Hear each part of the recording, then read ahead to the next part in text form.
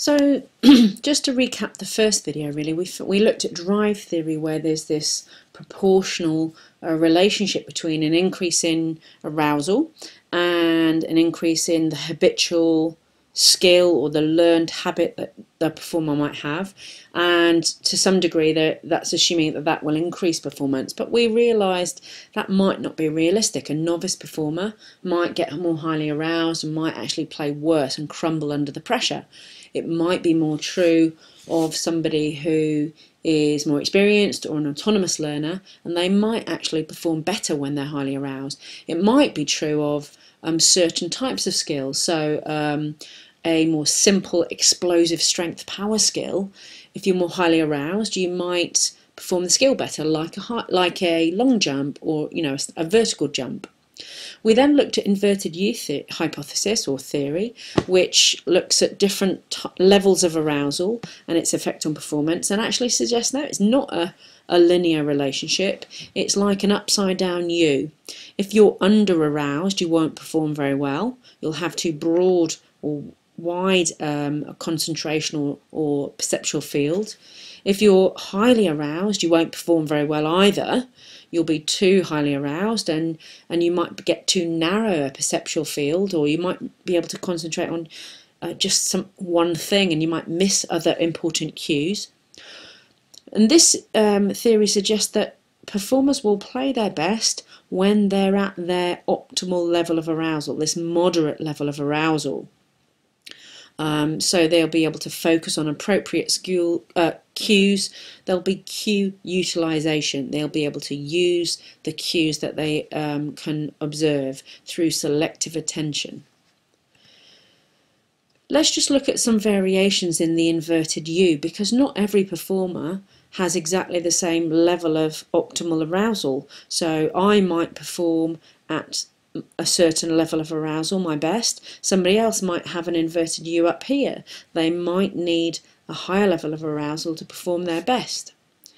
So we might be aware of this in different contexts. So a kicker, a penalty kicker in rugby, might not perform their best. Their optimal level of arousal might be less than somebody who's just got to heave and shove, against a certain in a different context. So these players might have their optimal level of arousal at a higher end, a higher level of arousal.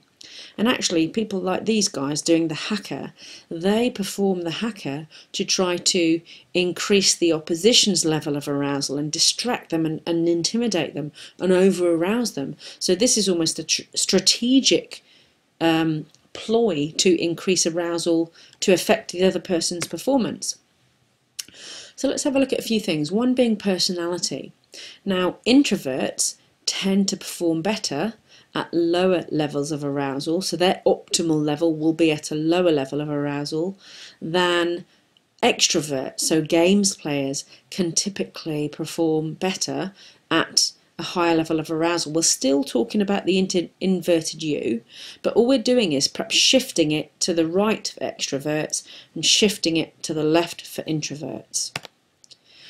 This same principle applies to somebody's level of experience. So if you have a much higher level of experience, your inverted U shape might be shifted to the right, so you might be able to cope with higher levels of arousal than somebody who's a learner, who's less experienced, and your inverted U might be more to the left. Stage of learning, so whether you're cognitive or autonomous, that might be influenced by, your optimal level of arousal will be different probably. So if you are a novice, a cognitive learner, you'll perform your best at a lower level of arousal. So the best performance for a cognitive learner comes probably from a lower level of arousal, and that's really important for coaches. You don't really want to stress your performers out if you want them to learn new skills. You want to moderate their level of arousal. If you're an associative learner, your optimal performance, your best performance, will come from slightly higher level of arousal. And if you're an autonomous learner, so an elite performer, your best performance will probably come from a higher level of arousal again. So cognitive to autonomous, all still having the same pattern, the inverted U. You can actually see here that an elite performer, if you're an autonomous performer, you will not perform well even at the cognitive learner's peak level of arousal. So here doesn't even get me motivated as an elite performer. So it's really important that we individualize the level of arousal you create for your performers. The type of skill, the classification of skill that you're performing will also be affected dependent on the level of arousal and vice versa. If you're doing things like tug of war, which is very much a simple skill or a gross motor skill, you can probably cope with high level of arousal. You need high levels of arousal to get you going to perform better. Whereas if you need accuracy and fine motor control, or there's a more complex skill with more subroutines, then you might want a lower level of arousal to perform your best. And here's some graphs really to illustrate that. So a simple skill with few subroutines, little accuracy, will need a higher level of arousal to perform the best. Whereas a complex skill, where you need concentration, you need to execute multiple subroutines, or you might have a high perceptual load, a lower level of arousal will give you your best performance. Here we are looking at gross motor skills or simple skills like weightlifting versus more complex skills, more fine motor skills, or actually they might not be fine motor, they might be still gross motor, but more complicated skills in a, let's say, a gymnastics routine. You want lower levels of arousal to make you perform your best. If it's just exertion and power and strength, you want higher levels of arousal. So, classifications of skills. A task will be easier for a performer if they practice it more and more and more, and it becomes more automatic for them if they're more autonomous. Simple skills, if you are performing a simple skill like a weight lift or a jump, you've got more room for error. You've got a broader optimal range of arousal. You can cope with lower, slightly higher. Whereas if you're doing a complex skill like a really complicated trampolining somersault routine, you've got very little leeway. You have to hit your optimal level of arousal, or else it will interfere with your performance. You'll be unsuccessful. And coaches again would need to be aware of these varying needs in terms of arousal. When you think about, let's think of rugby, for example. You've got your forwards, your tough, perhaps a bit more gross motor, a bit more power exertion strength, and you've got your kickers. Now in the dressing room before a game, those two different types of players might need different preparation. You want some of your players getting psyched up, and you might want some people like your kickers being psyched down, being controlled and in their own headspace. So arousal levels and the skills that you have to execute and the way you execute them are really closely linked. Here's an exam question asking you to show how arousal levels can affect performance, and it's asked you in this to relate to drive theory and inverted U. So you would need to obviously make sure you balanced your information on both of those equally. Now we've seen a drive theory mark scheme, so you can pause the video and have a look at that, but we've kind of looked at that already. And here's the mark scheme for the inverted U. Again, pause the video.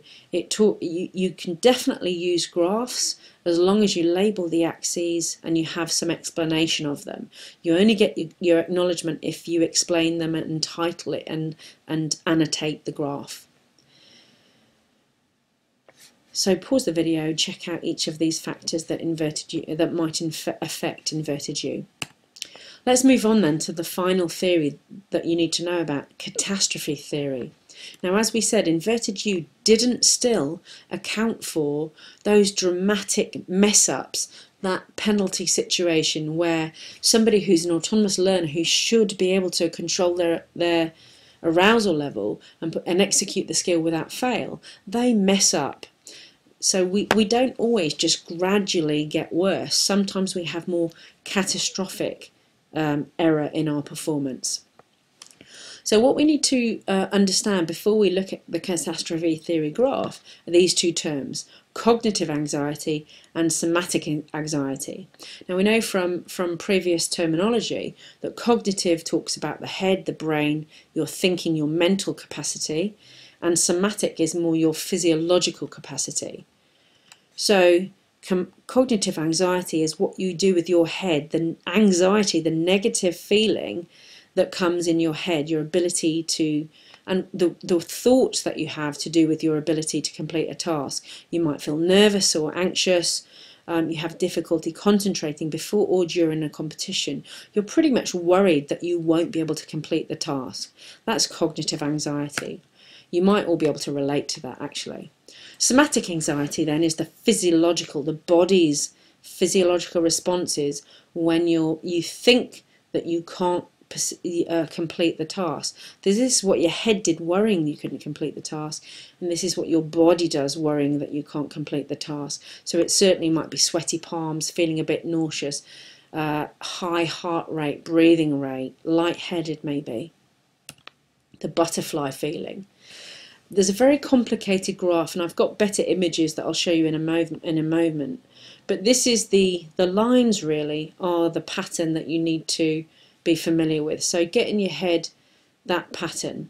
So catastrophe theory, Fazey and Hardy, 1988. This is how they explain how you perform, and the outcome of your performance is affected by arousal.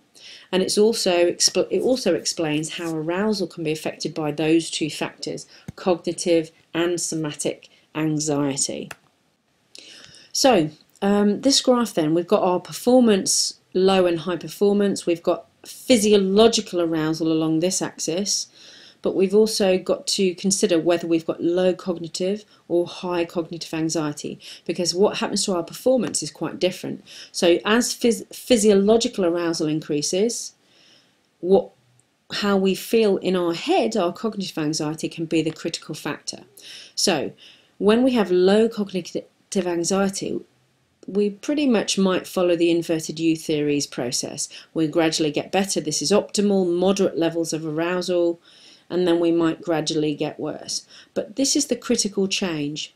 When our cognitive anxiety and our physiological arousal get high, so this end, we have a problem. And you can see rather than just gradually decreasing, we have a catastrophic drop in performance, so a dramatic drop in performance. Now, if we can lower our cognitive anxiety, we are able to reduce our arousal and perform better again. So as we get high cognitive anxiety, there's a dramatic drop in performance, but we can return. If we can reduce that and get over that and have some strategy to improve that, we can return to a slightly better performance. So there is kind of a way out. So, an increase in arousal, improved performance to an optimal point, we know that. Further increase in arousal after the optimal point does not necessarily gradually reduce performance, but brings a sharp decline. So we've got this dramatic drop down, this catastrophic drop down. However, if we can slightly reduce our arousal, control our anxiety maybe, have our coach have a talk with us or do some mental rehearsal or slow deep breathing, we can actually return to optimal levels. So we've got this reverse arrow, meaning that if we can reduce our anxiety and reduce our arousal, we can perhaps regain some performance. So in terms of catastrophe theory, where we've got both high somatic, so physiological, and high cognitive anxiety, that's our disaster. That's where things go bad, where there's high somatic and cognitive anxiety. And we typically then go over the top. Head falls off, performance is dramatically. So very quickly then, let's just put this graph together. So we've got A, B, C, and then the reverse route back into performance D. A is where cognitive anxiety and somatic anxiety are both high, and this brings about a catastrophic drop in performance down to B. And if the performer remains highly aroused or over aroused, performance will then get worse and worse and worse. However, if you can take steps to control your anxiety, particularly your cognitive anxiety, then you can regain some level of better performance and go back to D.